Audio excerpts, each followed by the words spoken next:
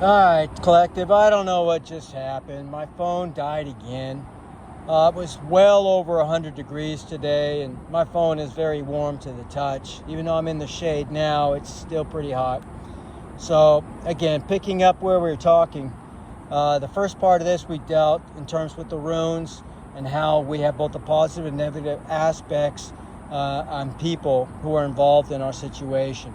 And it's still being echoed just like it has been for the last 2 months specifically. It's no different today. Again, it's just getting a little more intense each day. So the overall energy of the reading is complete success, financial rewards, and victory at the end of all of this. I got to the point where we got to the Six of Staffs, and it talks about the arrival of that same prosperity, triumph, and success, the fruits of our labor and personal satisfaction. Okay, this is our known position. Now for the future position, we have justice. So justice is going to be ours, collective, and it's justly deserved actions. I got more clarity on that, and I got the Hangman. This talks about the unhappiness of a situation, feeling trapped, dissatisfaction, a sense of sacrifice and restraints. Now, this could be twofold. This is certainly the way that our opponent is going to feel at the end of this ordeal, but you are also going to feel pretty depleted. It's going to be quite a struggle. I've gotten that many times along the way so far. I got further clarity with the High Priestess. So you need to use your intuition in this fight. Okay? Listen to your gut and trust what it's telling you in this case. Pray, meditate. Okay? All of these things are very important in this struggle. Okay? And they're going to do everything they can to keep you from being able to do that.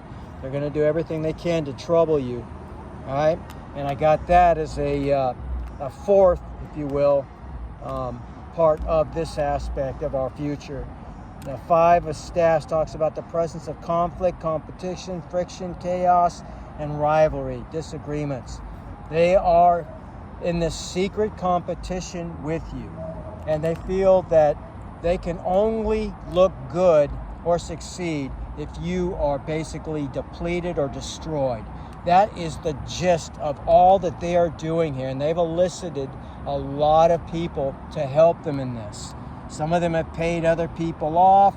They pay off officials. I mean, this energy we have seen multiple times over the last 2 months, and that's what we're seeing here. We have an uphill battle to go through, and we will succeed as long as we stand 10 toes down. So don't give up, collective. That's where we're at now. All right, so in terms of how we see ourselves, basically we pulled out the devil. This is going to be conscious or unconsciously, okay? So we're basically talking about our beliefs, our influences, goals, purposes, and alternative future in a sense. Well, basically we're talking about who we are, could be, and how we see ourselves, all right? So the devil was a little confusing to me. The presence of temptation, addiction, materialism, sex, cheating, and violence. Remember, this other person is going to try to beguile you. You're talking about archonic, demonic, jinn-like, or evil spirit that is basically inhabiting this person that's coming back into our life. And I mean that somebody that literally has got attached to them an incubus or succubus spirit, depending on your sexuality and your, how you see yourself, whether you like those of the same gender or the opposite gender. It doesn't matter. This person practices both secretly. This person is going to come in to try to beguile you. That is part of their plot, plan, and scheme. So be wary of that. And this is what this is also warning us of. We know this subconsciously. Now, for further clarification, I pulled the star. This means that there is going to be a positive outlook and a hope for the future. It also does refer to contentment, hope, healing, renewal, and inspiration. We also know this consciously, that this is going to be the end for us in terms of a positive outlook as long as we do our part. Now, I did pull one more for clarity, and I got the Knight of Cups, which talks about creativity and which sparks motivation for us. Some of you guys are going to be creators. Maybe you're content creators like myself. Maybe you create music, again, like myself, or you're creating something else. You can make jewelry. You can, be a seamstress, a chef. You can be any number of things and be exercising your God-given, life path journey, because we all been given different gifts. Whatever you're passionate about, if you're doing that and you're helping the collective, you're doing exactly what you are here to do, okay? And this is basically inspiring us to do exactly the same. Do not let this other person or this devil that wants to come in here to actually produce this kind of, overall attitude from us. It's easy to give in to temptation, especially those concerning the temptation of the flesh. Okay? Many of us have been celibate for a long period of time by choice. We do that to enhance our creative energies, like many Hindu beliefs believe. And we do that also as a sign of respect and honor and duty, in our spiritual journey, in our walk. So some people don't, and that's perfectly fine. It's dependent on who you are, what you believe for the most part. And I'm not trying to convince anybody to believe anything just because I believe it, okay? But it is something that perhaps you should look into. Now, in terms of basically how, insights about others are concerned, or environment, and maybe another point of view, or perhaps expectations, we got the Eight of Cups here. Now, the Eight of Cups talks about desire to leave something behind. Abandonment, escape, strength, travel, and moving on. Now, again, I believe this is twofold. I believe that this other person may be still in a relationship with somebody. This one is coming in basically to tempt us, who's basically coming in as a sheep in wolf's clothing, as a hierophant. They may talk the talk, use the words and everything else, but indeed they are a wolf behind the obscure outer shell that they put forward. And they do not have good feelings about you, collective. Trust me. The feelings that I get from them is very, very negative, even to the point of wanting, in some cases, to unalive some of you. So be very, very careful, okay? They may be very much enamored by you in some ways. They will respect you, even though they will never say it. If they do say it, it won't be genuine. They're extremely disingenuous. That's the energy that I'm picking up, and I can't emphasize that enough. Okay? Now, in terms of our guidance, now I say this is twofold, so let me get back to this. I believe you also are going to be moving soon. You're going to be moving out of harm's way. You have a mission here, and these people have a mission as well, and their mission is to stop you cold in any way that they can, even to the point of, like I said, using violence, and I'm talking about to the ultimate degree. And you have every right to defend yourself, so keep that in mind as well. But do not be lured into a verbal confrontation with these people. Do everything in your power not to be pulled into that. If they actually come at you, you are within your rights to do whatever you have to do, and I would prepare myself to be able to do exactly that. Okay? Now, and I'm not giving you advice to go out there and shoot somebody or stab somebody or, choke them out or whatever the case may be. But if they come at you, then, it's on. That's all there is to it. So do what you have to do. Always watch around, check your six, check behind you, in front of you, and use your peripheral vision and stuff like that. Don't be paranoid, but just be more aware. Be very aware, especially at this time period. Now, as far as our guidance, we got the Six of Pentacles. Now, Six of Pentacles, as far as our guidance, talks about balance in your favor, universal balance in your favor, or karma, getting your just rewards, your gifts, and receiving financial opportunities and so on. Now, remember, another law as far as abundance goes is you have to move that abundance. You have to keep it moving. So you give to others. You You help others, you give to charities, things of that nature. You don't hoard it. If you hoard it, you will inevitably lose it in the end. Now, and again, this is a universal law, and I'm running out of energy, so I don't have the luxury of actually going too much into that right here, right now. But it is found in Hermetic belief systems as well as religious belief systems. Now, the overall outcome is the Wheel of Fortune. It gets no clearer than that. Good fortune and change. Good karma, once again. Positive changes, luck, success. We've seen that word success echoed multiple times in these readings, both with the runes and with the tarot cards.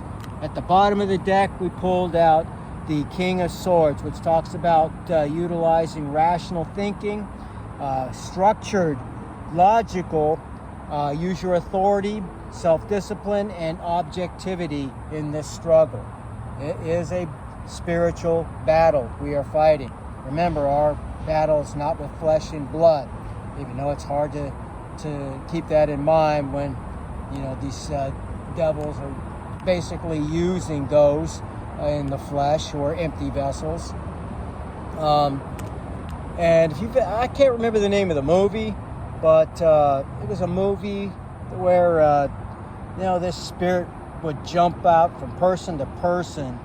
It could easily inhabit those who have a lower vibration and so on, to manifest all kinds of just chaos in the life of one person in particular. And that's exactly what is going on here, I believe. This entity, deity, this dark spirit that is literally attached to this person that we're talking about, and I'm not just talking about this incubus, succubus spirit. They do have that too, a sexual demon of sorts. But they also have a very, very dark and more powerful entity that is attached to them. And it basically, we're talking about somebody who's possessed. For lack of a better way of putting it. So they may seem very normal on the outside. They may seem very logical, maybe even more than logical, very, very intelligent in some ways. Diabolically so, perhaps. I'm saying be careful.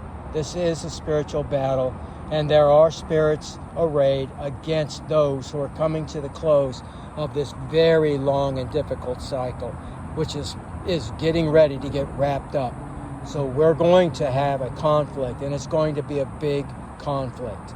And there are, these dark entities who are involved in this. So remember to pray. Whatever it is that you believe in, call upon your ancestors, call upon the archangels, call upon whatever gods, goddesses that you emulate and so on. And I speak to all of them. I do. I'm a person who's followed many different faiths. And that's not to say I can't make up my mind. Like I said in my description of my page, I'm the Bruce Lee of spirituality. I've taken the best from all the different belief systems, and I've gotten rid of the things I believe are like just man-made dogma and so on. The things that seem to be almost all the way across the board in all the different religions that I look at are the things that I hold on to. And yes, I feel very comfortable with talking to Allah, which just simply means God, by the way, or talking to, talking to Yeshua, Jesus, or Krishna, or Odin, and many of their feminine counterparts. I talk to Mother Sophia from the Gnostic perspective, or the queen, if you will, of the heavens. I speak to, maybe Shakti, the counterpart to Krishna, I believe it was. It was either Krishna or Jiva. I think it was Krishna.